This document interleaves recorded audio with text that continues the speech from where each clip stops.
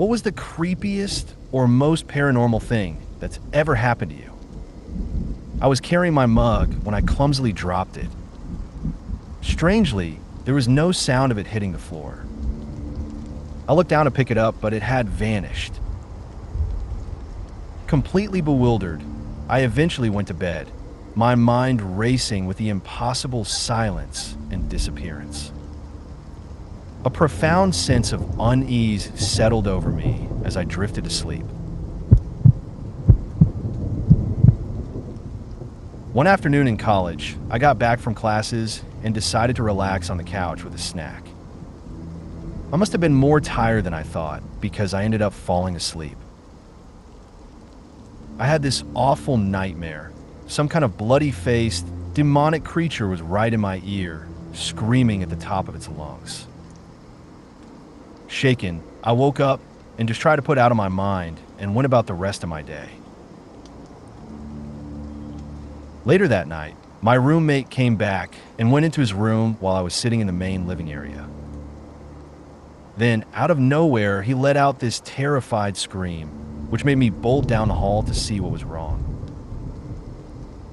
He looked at me, his eyes wide, and said, "I swear to God, someone with a bloody face just walked from your bedroom into the bathroom."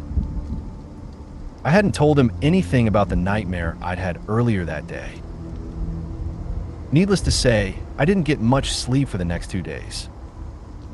Nothing like that ever happened again. One night, my brother and I were home alone, glued to the TV. Mom was working a night shift and Dad was out. Then the front door was pushed slightly ajar and Dad poked his head in to say hello.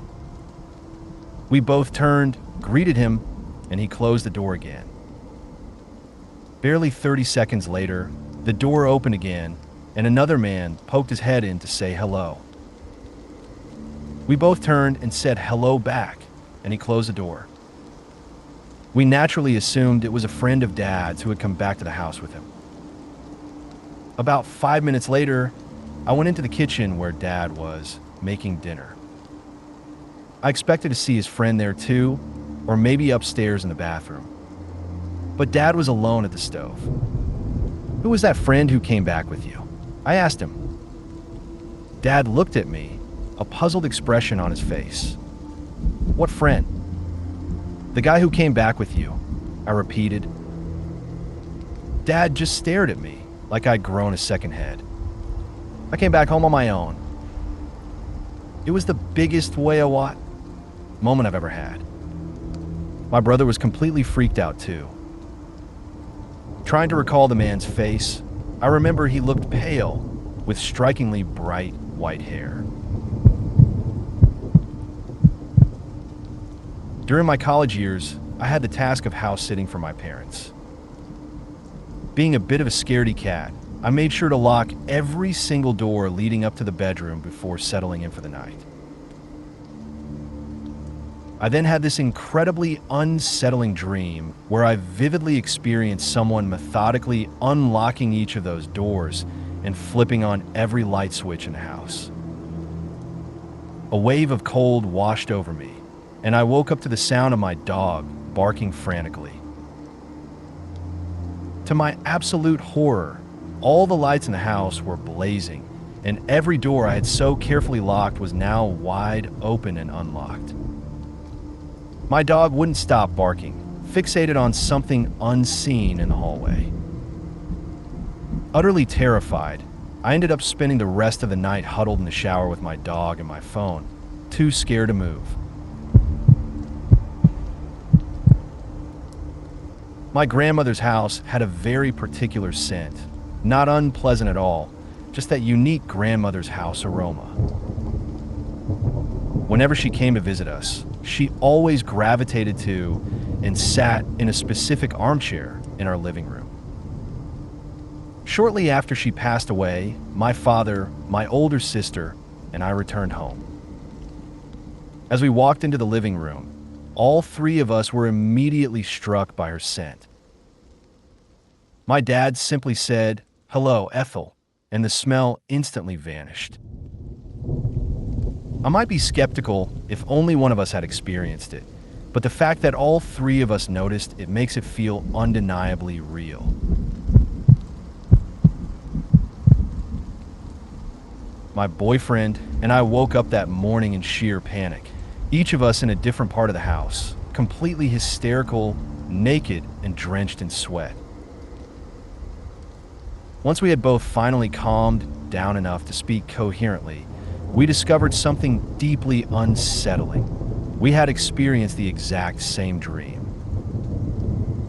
We had both dreamt of being surrounded by a silent, menacing group of black and white figures who had no mouths. A woman's voice, soft yet insistent, drifted from my closet. The door was slightly ajar, and she whispered, "Help me. I see you through the cracks."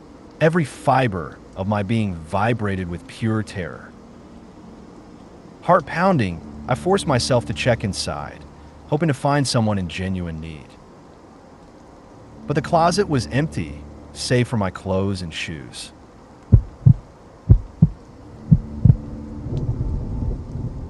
When I was around 5 or 6 years old, I was sitting on the back deck of our family home, an old farmhouse with a lot of history. I clearly remember seeing an elderly woman slowly walk up the back steps and go straight into the house without even glancing at me. Curious, I followed her inside to see who it was. My mom was standing in the kitchen, which was right off the back deck. I asked her who had just come in, and she gave me this really confused look. It was around that time that the original owner of the farmhouse passed away, and to this day, I am absolutely convinced that the woman I saw was her spirit. My grandfather passed away when I was 8 years old, and my little brother was about 2 or 3. He always sat in this big, comfy Lazaboy chair in their living room. Everyone knew that chair was Grandpa's chair. After the funeral, we went down to my grandparents' house in Florida for a long weekend. The first night we were all there, chatting in the living room, my mom was sitting in Grandpa's Lazaboy chair.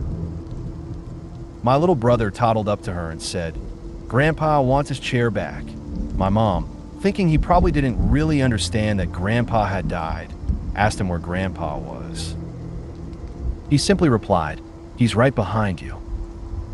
My mom practically leaped out of that chair. I was asleep in my basement bedroom when I suddenly woke up in the middle of the night for no apparent reason. I rolled over and saw a tall, black figure, probably around 5'10" with a typical male build, standing beside my bed.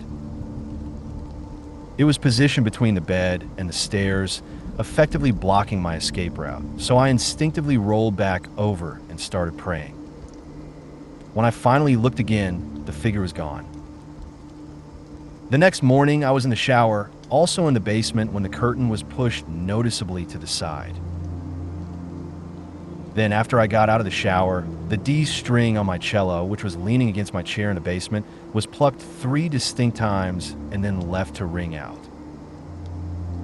Later that day, I went upstairs and saw a large handprint across my brother's neck and cheek, too big to be his own hand. Strangely, he was perfectly fine and had slept soundly through the entire night. About 20 years ago, I was living in New Mexico. One night, my friend and I were driving east on Highway 60, somewhere between Vaughn and Fort Sumner. We noticed this incredibly bright light in the right rearview mirror. I mean, it was intensely bright. Our first thought was that the train tracks ran alongside that part of the highway. So we kept driving, not really giving it much more thought. But the light stayed with us, which struck us as odd because trains out there usually aren't that fast. My friend then rolled down the window and looked back to see what it was. Suddenly, the light vanished completely. There was also no sound whatsoever.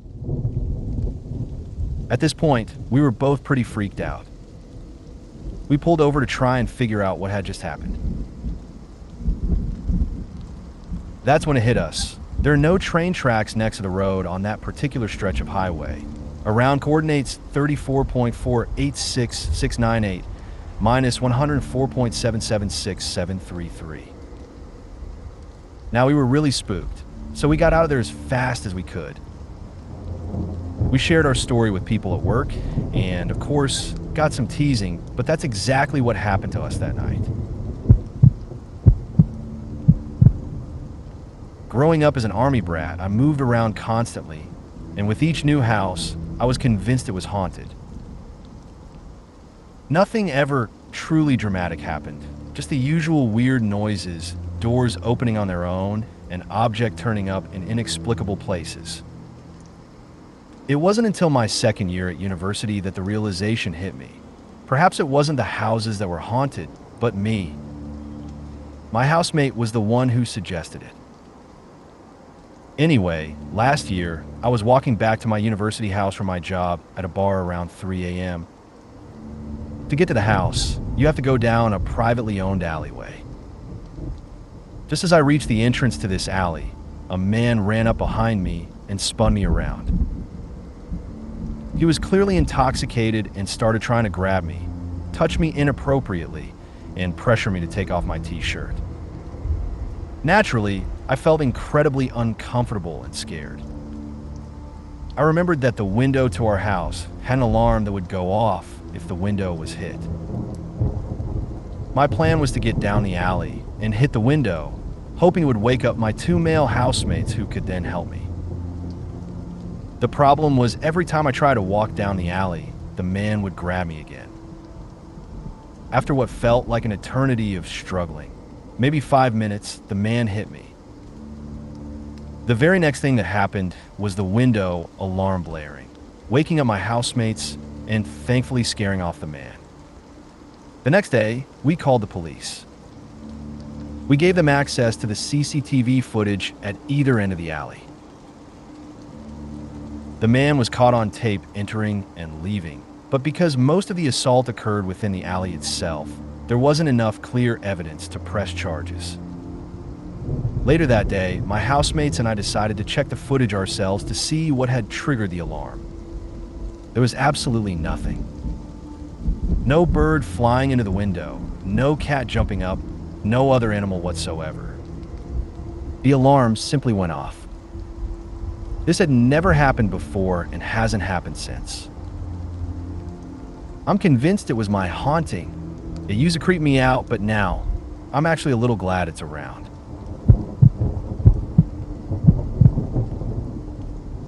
I'm not sure if it's paranormal or just a quirk of my own wiring, but I seem to have this bizarre warning system that kicks in without any clear external cues.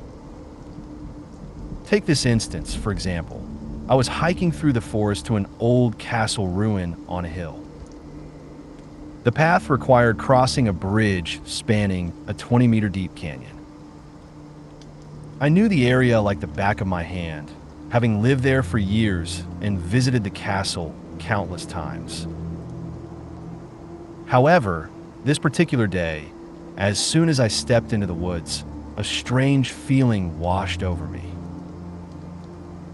It wasn't just unease, it grew steadily stronger, escalating into pure, unadulterated fear. I rationalized it, thinking maybe I'd eaten something that didn't agree with me, because there was absolutely no logical reason to be afraid. So, I tried to ignore it and pressed on. Just before I stepped onto the bridge, that weird feeling intensified so dramatically that I almost turned back. Again, I told myself I was being irrational and made my way to the middle of the bridge. The view from there is usually quite beautiful, overlooking the forest and the rock formations below. So as always, I paused and looked down to the right side of the bridge. Then I turned to the left, but before I could even glance down, that overwhelming feeling stopped me. At that point, I genuinely thought I was losing my mind, but but I still obeyed the feeling, didn't look down, and continued towards the castle ruins, which began right after the bridge. I'd been at the ruins for about 15 minutes, exploring the old walls, when several police officers suddenly arrived. They started yelling at me to come down, interrogated me about who I was, what I was doing there, who I'd seen on my way to the castle, how long I'd been there, and why I hadn't seen the dead man under the bridge on the left side. Apparently, someone had jumped shortly before I arrived. I guess they suspected I was involved, or perhaps a friend of the deceased who was also contemplating jumping from the ruin walls. It seems I might be able to sense dead people, or something like that. I've had a few other experiences with this strange warning system. It's incredibly weird. Here are two more instances. I was going for a walk outside my rural village. I parked my car at a designated spot for hikers and noticed a man sitting in one of the other parked cars, smoking a cigarette. He looked to be in his 40s, a normal-looking guy, nothing creepy about him at all. I got out of my car and started my walk through the fields, and again, that super weird feeling washed over me, urging me to go home. Once more, I found myself arguing with myself, trying to dismiss it. In the distance, I saw a guy walking, always keeping parallel to my path. That's it. I thought, he's the one giving me the creeps. But he was so far away, there was no way he could be a threat. I continued my walk, fighting that intense feeling until it became so urgent that it felt like I was physically pushing against a resistance in the air. It was an incredible sensation. So, I finally turned around and walked all the way back, checking on the distant figure from time to time. I'd probably been gone for about 40 minutes when I could see my car again through the trees. I also saw that the man from the other car was still there, doing something to my car. That didn't feel right, especially as it was getting dark. He saw me approaching, bolted back to his car, and sped off. When I reached my car, I found that my door handle had been covered in semen. One evening, out of nowhere, I got this incredibly strong urge to check on my friend. She lived in the basement apartment of her parents' house and had been struggling with a chronic infection, so I knew she wasn't in the best of health. This super strong feeling that I needed to check on her became increasingly urgent. This time, I didn't argue with it much. Her phone was constantly off, so I drove to her place and knocked on her door. There was no answer, and the door was locked. I'm a rather shy person, so if I get even the slightest hint that I might be unwelcome, I won't stay. But this weird, pushing feeling inside me almost screamed for me to get into that apartment. So I knocked and yelled until I heard some movement. My friend somehow managed to drag herself to the door and unlock it. She was suffering from severe toxic shock resulting from an undetected mold sensitivity. It turned out her apartment was infested with mold. I ran upstairs and got her dad, who had to literally pick her up and carry her up the stairs. No one had told me she was in such a critical state. She could go silent for days, being an introvert, so this time my warning system wasn't holding me back. It was pushing me forward. Weird. It was March 2015. My father had passed away about a month prior, and I was having trouble sleeping. My nights kept getting later and later. He used to always tease me for staying up so late, saying it was messing with my sleep schedule and impacting my work, typical dad stuff. One night, around 2:30 a.m., I was watching YouTube on my PS4. The power in the house flickered. I looked out the window, but there was no rain, no wind, nothing. I figured someone must have hit a power pole somewhere. A couple of minutes later, the power went out for a split second, then came right back on. Nothing in the house seemed affected, which was odd because usually when the power blips like that, electronics reset. I checked the window again, still nothing unusual outside. A couple of minutes after that, the power went out for almost a full minute. From the couch, I could see that the street light outside was still on, and so were the lights in the other houses on the street. When the power returned, everything in my house was exactly as it had been. The video continued playing where it had left off. The clocks hadn't reset. Nothing. It was now 2:37 a.m. I audibly said, "Okay," and went to bed. The next morning, I woke up for work. The clock on the oven read 11-something a.m. My phone showed 7:23 a.m. It was around 11 in the morning that my father had left the house the day he passed. Fast forward to January of this year, the 3-year anniversary of my father's passing. I couldn't sleep and was upstairs in my new home watching Netflix. The power flickered and then went out. I immediately said, "Okay, I'm going to bed." The power came back on. The next morning, as I was getting ready for work, the oven clock read 11:41 a.m. Dad really didn't like it when I stayed up too late.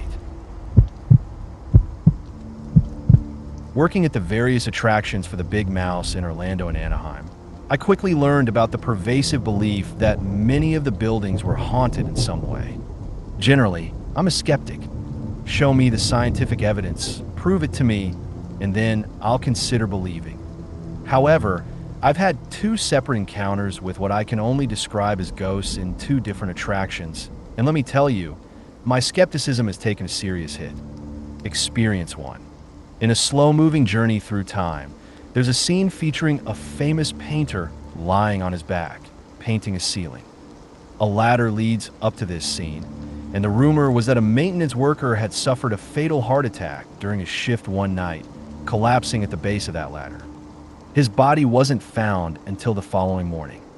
It became an unofficial tradition among the ride operators to say goodnight to him upon closing the ride, supposedly to prevent malfunctions or issues the next day. Silly, I know, but most of us played along. I never truly believed it. It all seemed like coincidence.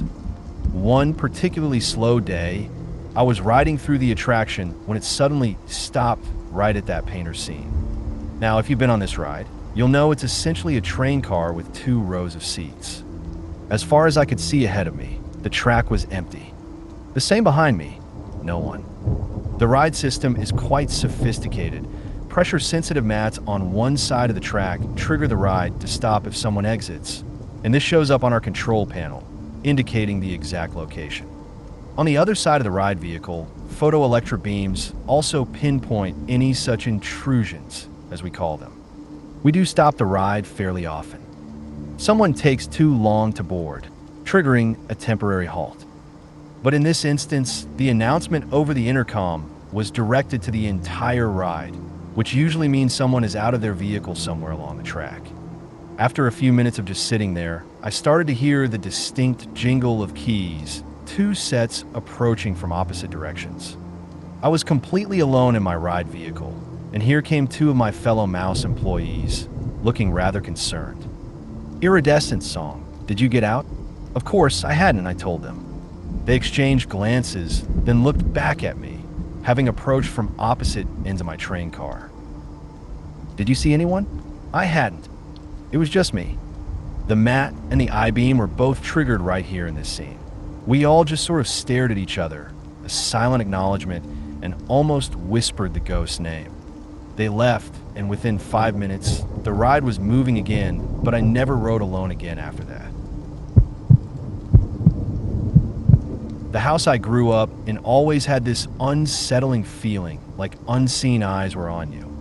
I'd often catch fleeting shadows in my peripheral vision and see dark, misty shapes that would simply vanish when I looked directly at them. My older sister was particularly afraid of the attic. She would go so far as to barricade the door whenever we were left home alone. I, on the other hand, went up to the attic quite frequently, usually to retrieve various items. It was where we stored big bins of toys, old clothes, and stuffed animals, and I just enjoyed exploring what I could find. Even though I went up there often, I always had that same feeling of being watched. One time, I went up the attic stairs, and as I reached the top, I saw this large, translucent white head. It was distinctly alien-shaped and was looking directly at me from behind a box. I froze, completely terrified, and our eyes locked for a few long seconds before it slowly lowered itself out of sight. I immediately turned around and went back downstairs, trying to convince myself that I had just imagined the whole thing. But I was too scared to go back into the attic for years after that. I didn't tell anyone about what I saw for a long time. Eventually, my parents sold the house and we moved. I've never experienced that same feeling of being watched in any other place I've lived since. I used to be plagued by this recurring nightmare about a lizard man monster. The terrifying thing about it was that this creature could see exactly what I was seeing through my own eyes. So I would desperately run and hide, and for a moment, he wouldn't know my location. But the second I dared to peek out to see if it was safe, his gaze would snap directly to mine. Then the chase would begin again, forcing me to abandon my hiding spot and find a new one, only for the same thing to happen over and over. It was a truly relentless, almost Kafkaesque nightmare. But here's where it gets genuinely spooky. One day, I happened to mention this lizard man dream to my dad. His reaction was shocking. His face drained of all color, and his voice trembled as he asked, "This dream, it took place at our house in East St. Paul, the one with the apartments right behind it?" I was taken aback and replied, "Yes, that's where I'd always go to hide in the dream." "How did you know that?" His answer sent chills down my spine. He said, "Because I have the exact same dream." Maybe it was just the way he said it, or the sheer strangeness of the situation, or a combination of both, but I still get goosebumps whenever I think about it. It's a truly chilling connection. Working the 10 p.m. to 8 a.m. shift at the nursing home, I was the sole CNA responsible for 16 elderly women in one of the long halls. The layout was mirrored next door, another 16 rooms in an identical hall, separated only by a sliding door. A nurse supervised both sides, but I rarely saw her, so the nights often felt quite solitary. Being a nursing home, the residents were elderly and their health could decline rapidly.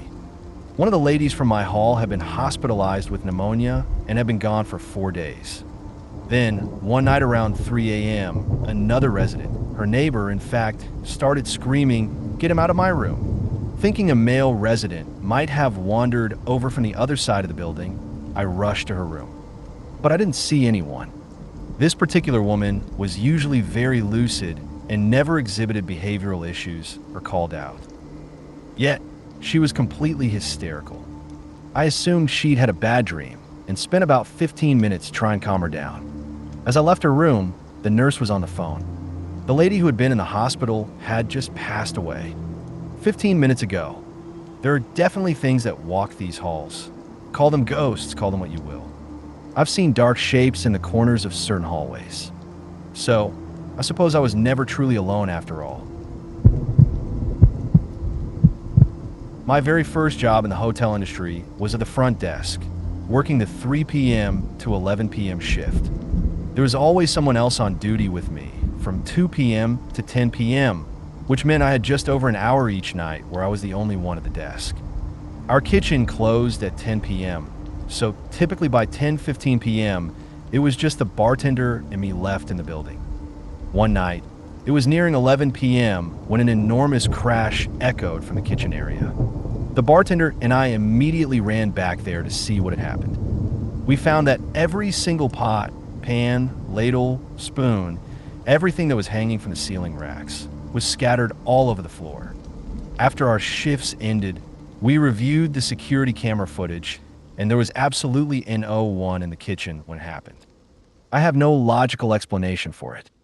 It was honestly one of the most frightening things I've ever experienced, and I couldn't get out of that hotel fast enough that night. I come from Bhubaneswar, a city in India. I've always been someone who relies on logic and science, never really believing in the supernatural or anything beyond the realm of what can be explained. However, a creepy incident occurred around the time my grandmother passed away. Being a traditional family, we performed numerous rituals intended to ensure her journey to the afterlife would be peaceful. Most of these rituals didn't make sense to me then, and they still don't now, but given the somber atmosphere and everyone's grief, I decided against questioning them. One of these rituals involved the preservation of light within a closed container. As part of it, her children, including my father, were to undertake a journey, taking her body from Bhubaneswar to the holy city of Puri, about 50 kilometers away, where the Jagannath temple is located. There, her sons would cremate her, perform the necessary prayers, and then scatter her ashes into the Bay of Bengal. In the meantime, at our home, a container was placed in the room where she used to live. This container was filled with sand up to a certain level, and a lit earthen lamp was placed on the sand. The entire container was then completely covered, and the room was locked from the outside, with no one allowed to enter until the sons returned home and unlocked it. Apparently, shapes were supposed to form on the sand, which would reveal the path my grandmother would take to heaven. I was also told that when my grandfather died, the shape formed was that of a ladder, which was interpreted as him ascending to heaven by ladder or steps. Naturally, I thought all of this was utter nonsense and didn't believe a word of it. Fast forward to when my father and his brothers returned from Puri. The room was unlocked and the container was opened. What I saw inside both surprised and creeped me out. I could clearly see wheel-like shapes formed on all sides of the earthen lamp, which we call deep in my language. These wheel shapes weren't just barely visible, they were quite distinct. About a year ago, my great-great-aunt, whom we called Mama, was in a nursing home. Her husband, Papa, had passed away back in 2012. They had been together since she was 19, and she was now in her 90s. During our visits, it was heartbreaking to witness her health declining. One day, a nurse quietly took my mother aside and said, "This might sound strange, but I'm sensitive to these things, and there's been a man standing in the corner of her room just watching her. When I see this, it usually means the person doesn't have much time left, maybe 2 days at most." My mom immediately called me and told me what the nurse had said. We rushed to the nursing home to say our final goodbyes. After the last of us had visited her, she passed away. I was living with my now mother-in-law in a house she had only bought a few months prior. We had all experienced various odd feelings or strange occurrences in the house, but 2 incidents really stand out. At the time, there were 3 dogs living in the house. One evening, we were all sitting with our backs to the hallway. This detail is important. Watching a movie. Suddenly, my German Shepherd and my terrier both perked up their ears and started staring intently down the hallway behind us. I mean, their full attention was locked on it. I noticed and turned around. The light in the hall was off, so it was dark, and naturally I didn't see anything. 5 minutes later, they were still staring and now starting to growl. This time, my wife and I both turned around, and we watched as the light switch on the wall flipped to the on position. The dogs went absolutely crazy, and so did we. A few weeks later, the same scenario unfolded. The hallway light was off, and we were watching a movie. My German Shepherd loved to play fetch, and we always had a ton of tennis balls lying around for her. This time, she was staring down the hallway and wagging her tail. Again, we all noticed and started watching. I swear to God, a single orange tennis ball came rolling down the hallway towards her. We all went pale as ghosts. There were a few other minor things, but Jesus, I hated that hallway. It never felt like a negative energy, but my feeble brain was still scared nonetheless. Edit one more story. A few weeks after moving in, my mother-in-law started having these recurring dreams about the house catching fire and burning to the ground with all of us trapped inside. Horrible dreams. About 3 weeks after these nightmares began, we woke up one morning and distinctly smelled smoke coming from somewhere in the house. Panicked, we all started searching and eventually traced the smell to the garage. Up on a rafter, we noticed smoke curling out from around a fluorescent light fixture. At that moment, it hit me. My God, it was attached directly to this old, dried-out wooden beam. The light had been left on all night and was clearly slowly burning the rafter. Lights aren't supposed to be secured or screwed onto a rafter like that. So, we like to think our ghostly hosts were actually looking out for us, giving us a warning. After we fixed the light, her dreams stopped. Thanks, Ghosty. This isn't the most terrifying story I have, but it always leaves me with an unsettling feeling whenever I think about it. I used to live way out in the country, almost at the very end of a long dead-end road. There were only 2 houses that were actually occupied that far down, my dad's and the old lady's at the very end. Around my dad's house, off to the side, were a cluster of old, medium-sized barns and sheds. I would sometimes let my cat outside, and she'd roam around the yard, eventually coming back to paw on my window when she was ready to come in. One night, I had done just that, but after a while, I started to get a little worried. She usually only stayed out for an hour or 2 at most, but it had been much longer this time. I decided to go out and get her. I went out through the side door of the house and immediately felt uneasy, like something was present. However, I needed to get my cat, and if there was something out there, I just assumed it was a raccoon or some other animal. I grabbed my mag light and headed towards the barns, calling for her. I found her huddled up in one of the barns, and she clearly did not want to leave. It was as if she was terrified of something, and she was very stiff when I picked her up. I had only taken 2 or 3 steps when this intense light shot across the sky directly overhead, illuminating everything almost like lightning. It made this strange woo-wom sound as it passed. My cat freaked out and started growling and clawing at me, which she never did. I actually dropped her because of it, and she took off towards the house as if her life depended on it. I did the same. I've never been able to figure out what that was. I read about comets and things like that, but nothing mentions the odd noise I heard or the extreme reaction my cat had. It could have been something simple and easily explained, but man, did it freak me out at the time. I've got a few strange tales, but I guess the haunted apartment story is the most complete. This all happened during my college years.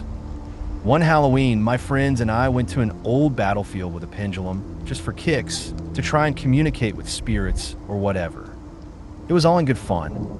But after that night, some truly bizarre things started happening at my apartment. The first oddity was my keys constantly disappearing. I'd unlock the door, set my keys down somewhere, go about my business, and then they would just be gone. This happened even when I was the only one in the apartment. Once, I even had my friends over to conduct a full-scale search. We looked under my mattress, moved all the furniture, and dug through the couches. I lost about 4 sets of keys in total. Then my door started slamming shut on its own. Being a naturally skeptical person, I tried to find a logical explanation. I checked the hinges, opened and closed the front door to see if any drafts were causing it. But nothing. My bedroom door would just randomly slam shut on me every now and then. I went away for a week on vacation. When I returned, the picture of Jesus I kept on my dresser was on the floor, face down. What was really disturbing was that there were multiple puncture marks all over his face, as if someone had deliberately poked holes through it. Later, I was taking a storytelling class, and our assignment was to tell a ghost story. As I was practicing aloud in the dining room, completely alone, a full water bottle that was sitting on the kitchen island suddenly flung itself off the counter with considerable force. Eventually, a friend moved in with me, and after that, all the weird occurrences just stopped. Epilogue, it was my final day at the apartment. I had all my friends over for a last get-together to mark the end of our first year of college. One of my friends suddenly said, "What's this? There's something in your couch." And he pulled out a set of my missing keys. Immediately, everyone started feeling around in the couch cushions, and unbelievably, every single set of keys that had gone missing was in that couch. It was almost as if my little poltergeist was saying goodbye in its own strange way. This was deeply unsettling for me. Years ago, I was having a tense conversation with someone I was very close to. The discussion quickly spiraled into a passive-aggressive argument that ended with the other person getting in their car and driving off. As I turned to go back inside, they suddenly returned, got out of the car, and restarted our conversation. But something was profoundly different. Their tone of voice, their posture, even the entire atmosphere felt completely off. It's hard to articulate. As the conversation continued, they began saying incredibly nasty and mean things that were completely out of character for them. I remember saying, "This isn't like you, person's name." They replied, "What makes you think that I am, person's name?" I recall continuing the conversation, talking to this person for what felt like a long time, but the specifics are hazy. I just remember feeling increasingly alarmed, a deep sense that something was terribly wrong. Finally, I told the person to go home, and they complied and left.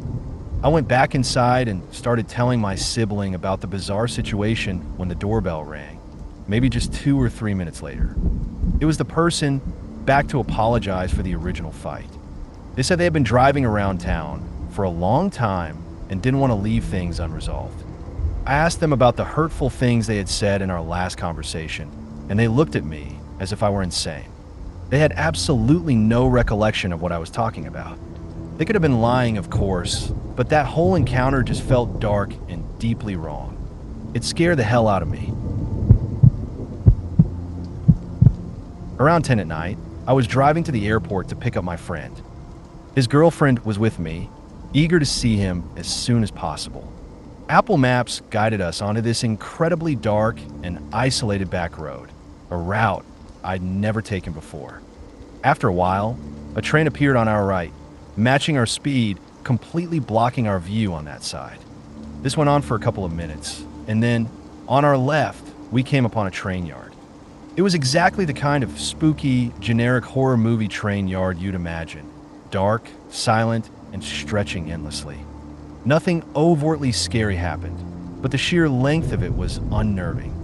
We probably drove at 45 miles per hour for a good 10 minutes along this desolate road, with a seemingly infinite train yard on our left and a long train obscuring our right. Eventually, we rejoined civilization, picked up my friend, and couldn't wait to drive back and show him this quintessential horror movie setting. We took the same route back. It wasn't there.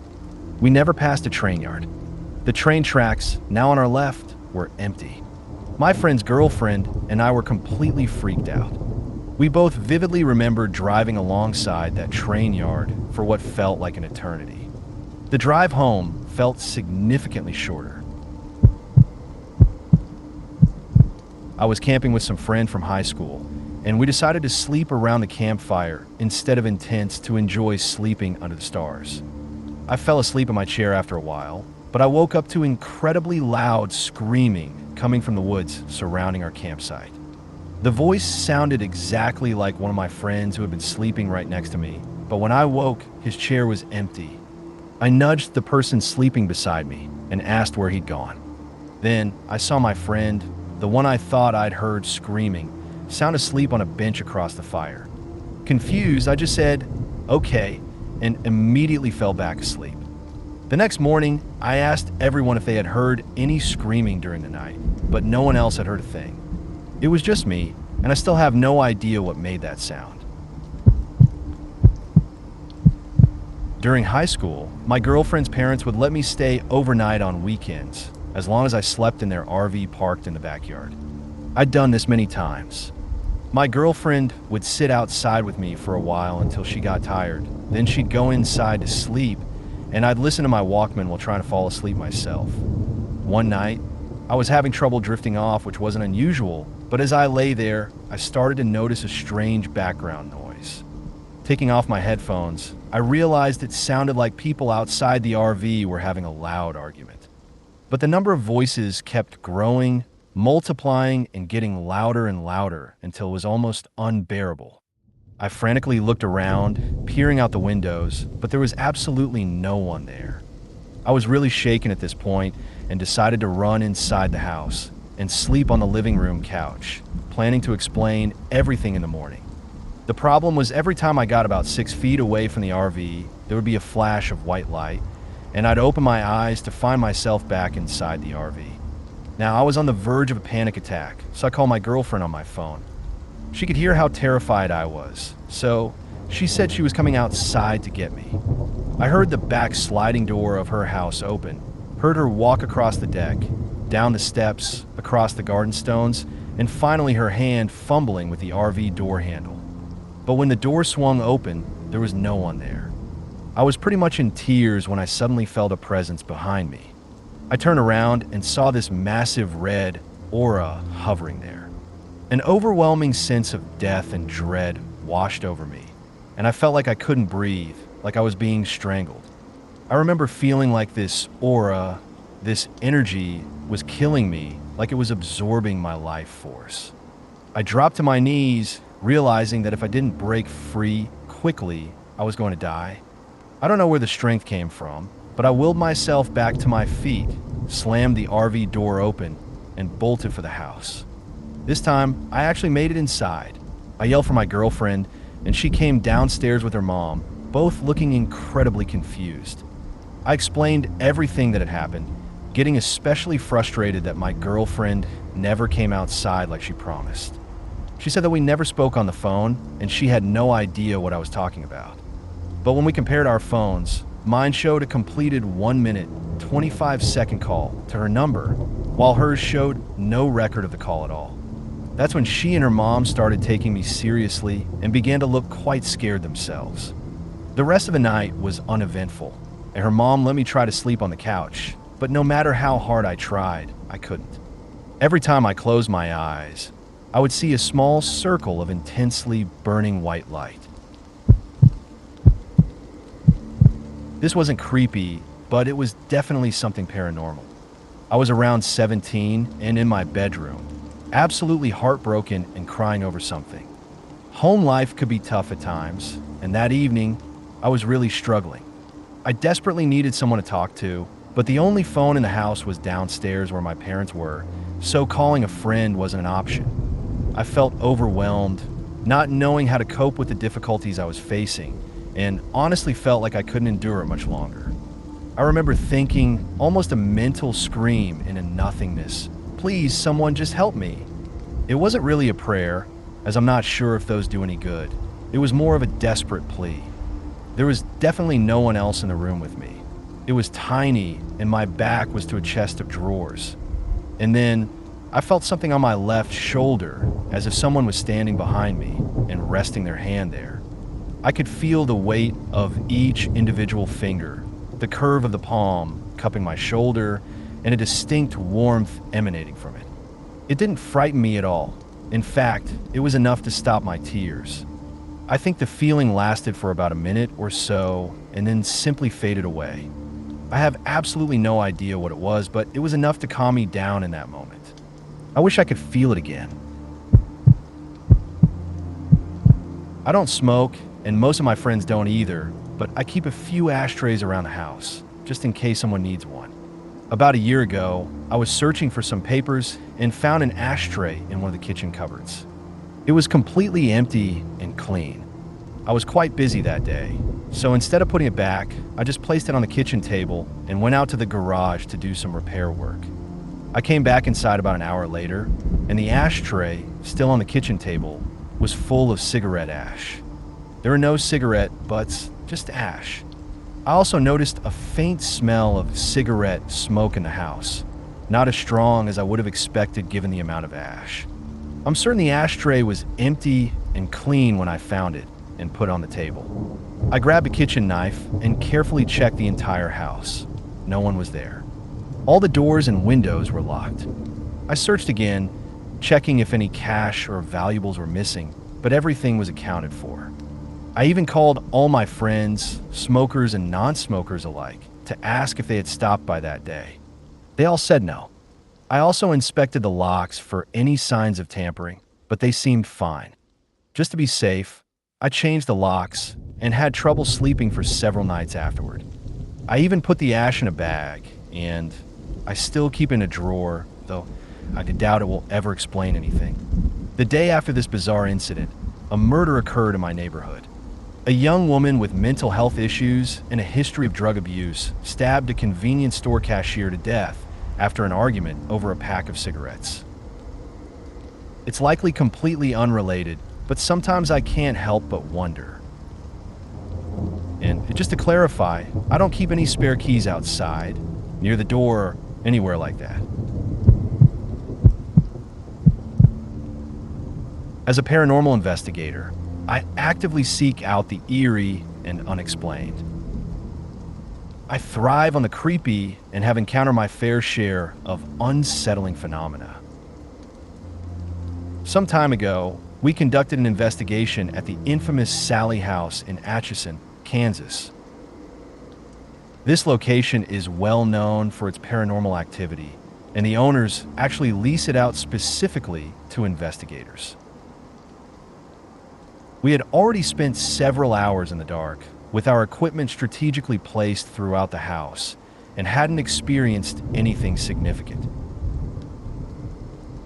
In Sally's room, we had arranged toys on the floor, a common practice based on the belief that the spirit of Sally will interact with them.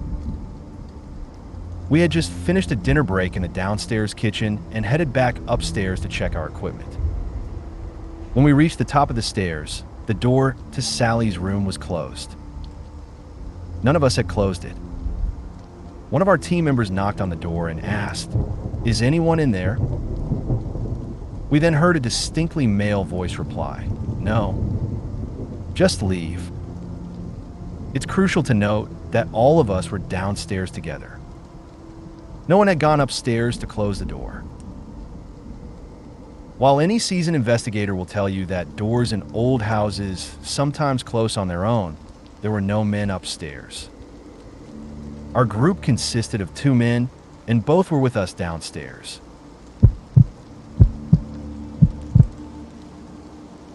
A few years ago, we lived in a house where random, insignificant things would frequently go missing, only to reappear later in odd places. Because they were never valuable or important items, none of us ever really dwelled on it or even mentioned it to each other. Then, Mom lost an earring. Not a huge deal, but it was a nice, dangly one she wore quite often. About a month later, I came home and found it perfectly placed in the middle of the floor at the end of a busy hallway that had 3 doors leading off it. I took a picture, showed Mom when she got back, gave her the earring, and we talked about how strange it was. I mentioned that I'd also been misplacing little things like staplers lately, and she looked at me and said, "That's weird." Me too. Our housemate arrived home, and when we brought it up, he chimed in, "Oh man, that's so weird. My razor vanished for a while, and then I just found it back on my sink one day." So we all basically became convinced that there was a friendly ghost in that house who just liked to misplace things to let us know they were around. There was a period of time when a lot of strange things happened to me. It hasn't been as frequent since I'm in college now, but here are a few stories, some connected, all from the same house. When I was in 6th grade, a friend was over and we were taking turns playing PlayStation. It was around midnight, and I was lying on my bed while he played. The lights were off. As I lay there, I noticed something in my left peripheral vision. There was a face. It was completely white with blacked out eyes, very similar to Michael Myers' mask, but without any hair. This face slowly turned towards me, getting closer and closer. I jumped up quickly and turned on the light, but there was nothing there. I was completely freaked out for the rest of the night. A few years later, I think I was in high school. I was playing Xbox while my mom was on the computer. I was playing Call of Duty Zombies, and she was playing a dice game. So I'm sure what we heard wasn't coming from either of our games. We both distinctly heard a very loud man say, "I'm home," drawing out the word home. We just looked at each other, completely bewildered. Later that same night, my mom was in her room petting one of our cats. As she was stroking him, she was just saying, "Hi, Vedi." His name is Vader. After she said this, she said that someone mimicked her back with a drawn-out "hi," almost as if they were mocking her. A few months later, as Halloween approached, we experienced something else. We had decorated the house to look pretty scary. It looked so good, in fact, that I decided to use my uncle's camera to take a picture of our house. Upon closer inspection of the photo, I noticed something quite disturbing. I zoomed in on our front door, which has a glass storm door that opens before the main door, and within the glass I saw a face. It had human features, but the eyes were blacked out, very similar to the thing I'd seen when I was younger. My friends and I were at our wealthy friend's parents' old mansion, a place that was supposedly incredibly haunted. The numerous enthusiastic golden retrievers did a pretty good job of balancing out the palpable ghost-ridden atmosphere. It was just the five of us guys otherwise.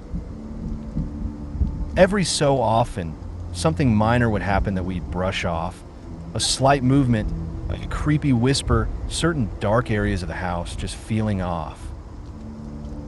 All the furniture was antique, dating back to the early 20th century. But one time, we were all outside on the patio, just hanging out and chatting. Some of my friends were smoking cigarettes. Others were hitting ROR. In the middle of our conversation, this loud, ethereal operatic singing suddenly filled the air from just above us. It came completely out of nowhere. It was so bizarre that we all stopped talking, looked at each other, totally freaked out, and just ran. We ended up sitting around the massive dining table inside the house, trying to rationalize what we'd heard, but none of us could come up with a plausible explanation. To this day, that's the only truly unexplainable paranormal thing that has ever happened to me. A couple of years ago, I managed computer repairs for a retailer. We had a client's computer in the back room running various malware and virus scans while I was catching up on morning paperwork nearby. This PC had its screensaver set to display random images from the My Pictures folder, the usual assortment of family members, kids' birthday parties, that sort of thing. Then, out of the corner of my eye, I swear I saw a picture of a woman from the shoulders up with her throat cut. As soon as I registered what I thought I saw and looked directly at the screen, it was back to photos of a car show. I didn't think much of it as the day went on and continued working. Later, as I was bringing another customer's PC to the back to work on, again in my peripheral vision, I could have sworn I saw a bloody body bound in the trunk of a car. That's when I started to freak out. I grabbed one of my employees and explained what I'd been seeing. We then sat for about 10 minutes and just watched the screensaver. Company policy strictly prohibits searching through clients' personal files without absolute justification. During that time, we saw a photo of two bodies in a shallow grave out in the woods and another image of a severed hand in a kitchen drawer. I immediately went and got the general manager, informed him of the situation, and had him witness the screensaver himself. We both felt it was in everyone's best interest to contact law enforcement. About 15 minutes later, the computer's owner and another man showed up. I told the owner that his computer wasn't ready yet and would take a while longer. He then informed me that he'd been called because someone reported we had found some photographs of a gruesome murder. I showed him his computer, and his companion then started laughing at him. Apparently, he had gone against police policy and brought some of his work home with him, and he had never realized his work photos were being used as the screensaver. I was in my room on the second floor when I saw a girl, who I initially thought was my sister, walk past my doorway and into my sister's room down the hall. I got up to ask her a question, assuming my sister would be in her room, but when I stepped out of my door, her room was empty and the lights were off.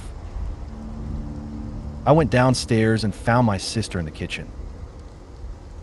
When I asked her if she had been upstairs at all, she told me she had been in the kitchen the entire time. Let me preface this by saying that even though I don't believe in ghosts, the idea of them still absolutely terrifies me, if that makes any sense. At our old house, my cousin lived with us for a while as he was recovering from drug addiction. He relapsed later. He slept in our basement, where he had his Xbox and everything.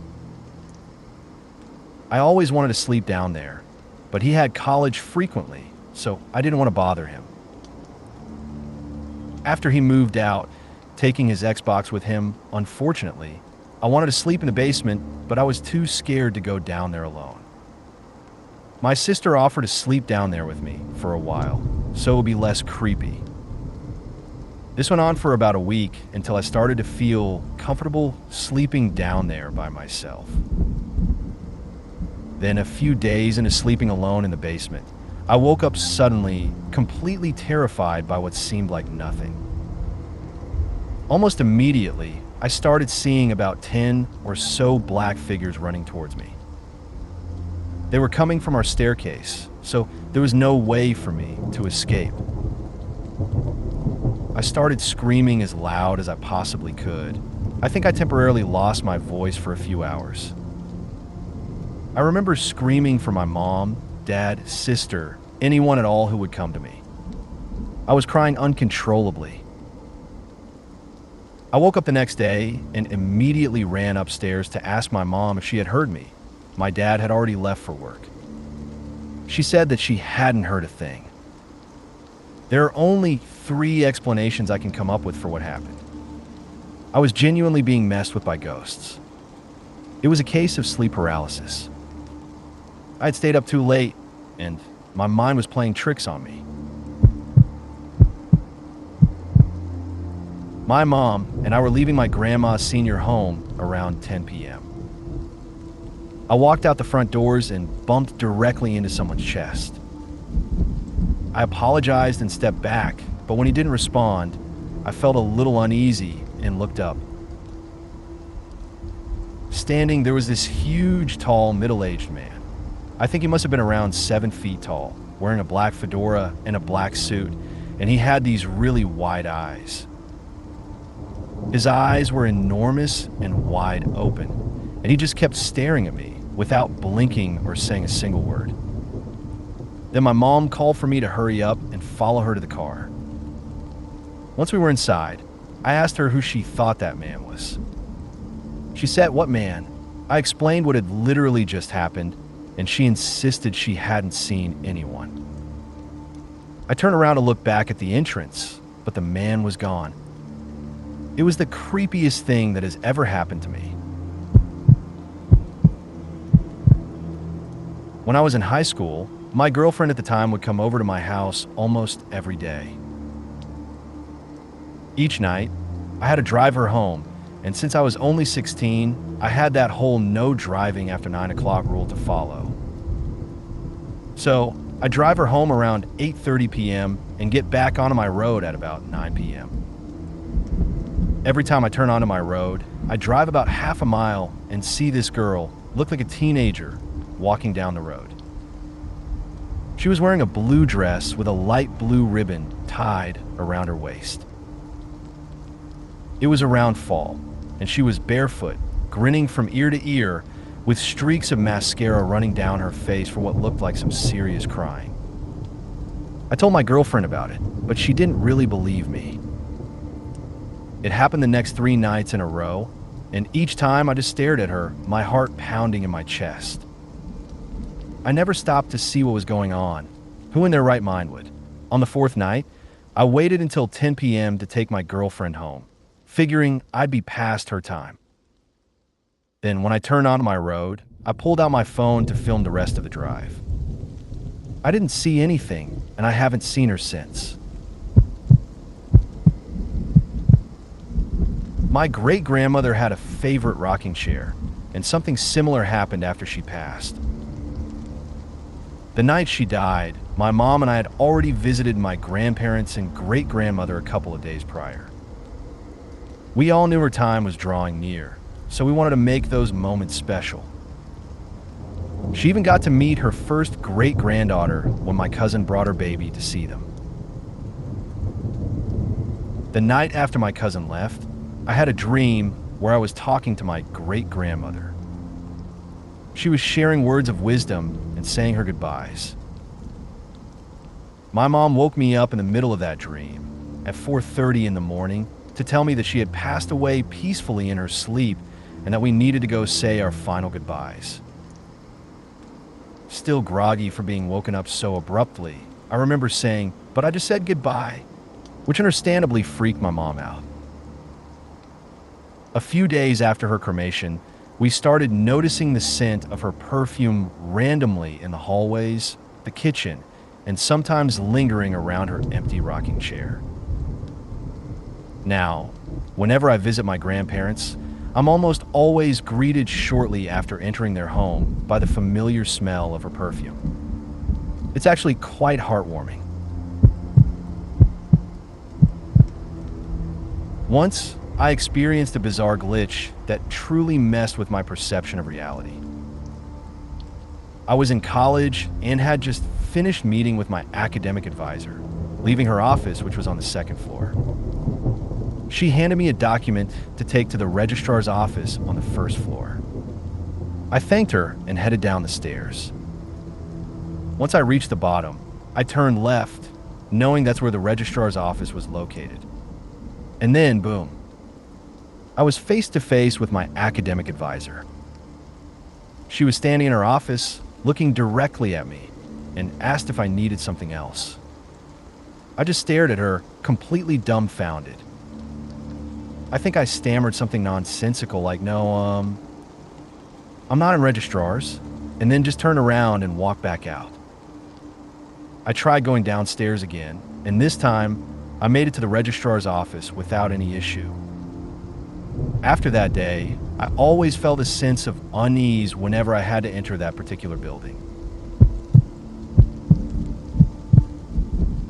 When we were about 5 or 6 years old, my best friend and I were playing outside her house.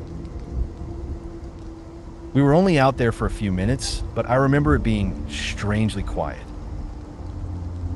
It was the kind of profound silence you get after a heavy snowfall, even though she lived near a busy street with cars constantly driving by. Cutting through that stillness, we suddenly heard a man's laugh right beside us, but there was absolutely no one around. It sounded like a mocking laugh, and we both looked around, completely bewildered, trying to figure out where it had come from.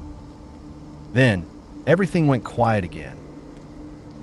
Abruptly, a loud hissing seemed to explode right into our ears. We both screamed in terror and ran inside as fast as our little legs could carry us. We didn't dare go back outside for the rest of the day. I was recently talking about that strange moment with my best friend, and she told me something I never knew. She said that when she lived in that house, she would often see a mean-looking old man standing at the foot of her bed at night. He would tell her he was going to hurt her and her mother. Oh.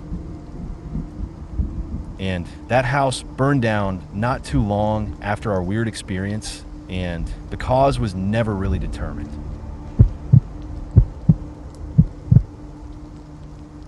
The motion simulator I work at is a pretty intense experience, spinning and generating G-forces to simulate spaceflight. When the attraction first opened, there was only one simulation option: The story, and this part is verifiable, is that a mother brought her child to experience it, and when the ride finished, the child was unresponsive. Emergency services were called, and the subsequent autopsy revealed he had an undiagnosed heart condition. I know a fellow employee who worked that day and remembers it clearly, and multiple of us, myself included, have looked up the incident. Ever since then, there's been talk that the little boy's ghost lingers in the ride room where he tragically died. People have reported hearing a child's laughter during the morning opening procedures, hearing him call out for his mom, and even sensors triggering before the ride starts, with camera checks showing something briefly there that definitely wasn't there during the pre-opening checks. Again, I'm usually very skeptical about this kind of thing. One morning, I was scheduled for an opening shift, which is unusual for me given my seniority. I arrived and went to open ride room number 3, the very room where the little boy's death occurred. During the opening checks, one person is assigned to each of the 4 identical ride rooms, all following the same checklist. Ride rooms 1 and 2 are connected by a small closet, and rooms 3 and 4 are similarly linked. We typically don't chat much with the opener in the adjacent room during these early hours, as everyone is focused on getting through their tasks efficiently. I reached the point in my checklist where I needed to run the ride for an error check and began going into the simulator to secure the vehicles. It gets quite loud inside, to the point where you have to raise your voice to be heard. I started checking the 10 vehicles, securing the first 2. That's when I clearly heard a child's laughter, a little boy's giggle. My first thought was that it was one of the other openers playing a prank, so I continued with my checks. The next 2 vehicles were fine, and I secured them. The laughter came again, closer and louder this time. I turned quickly to look over my shoulder and caught a faint flicker of movement in the corner of my eye. I went to investigate, but there was nothing there. At this point, I was definitely spooked. I hurried through checking the rest of the vehicles, secured them, and did a final sweep of the ride room before closing everything up and setting the ride to its starting position. I heard the giggling again, turned around as before, and this time I saw a faint shimmer disappearing down the hallway. Of course, I chased after it to see what it was, but again, there was nothing. I then went to the other ride room to see who was opening over there. It was a girl I've worked with quite a bit. She usually does opening shifts and told me she's had similar experiences, feeling like someone is watching you, catching something out of the corner of your eye when no one is there, and that the laughing can sometimes be downright creepy. It seems multiple people have encountered this little boy's ghost at various times during the day, with the general feeling being that he's lonely. During my 2 years working the night shift in memory care, I encountered a constant stream of strange occurrences. At my first facility, doors would inexplicably swing open or slam shut. Disembodied footsteps echoed through empty hallways, and many staff members, along with one of the residents, reported regularly seeing a tall, dark, shadowy figure. This particular resident was often dismissed as confused, but a lot of us believed her accounts. At the second memory care facility where I worked, I also witnessed this shadow figure, but the experience was different.